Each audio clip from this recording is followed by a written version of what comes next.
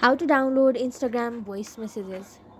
Hello everyone, this is Sabrina here to help you today. So without any further ado, let's get right into the video. So first you will have to install two different applications. First one is any kind of video recorder or a screen recorder. So go to your Play Store and then search for screen recorder. Download any of these. After that, you will need a voice converter or a video to voice converter, that is MP4 converter. So simply install any of these and then take the screen record of your Instagram voice.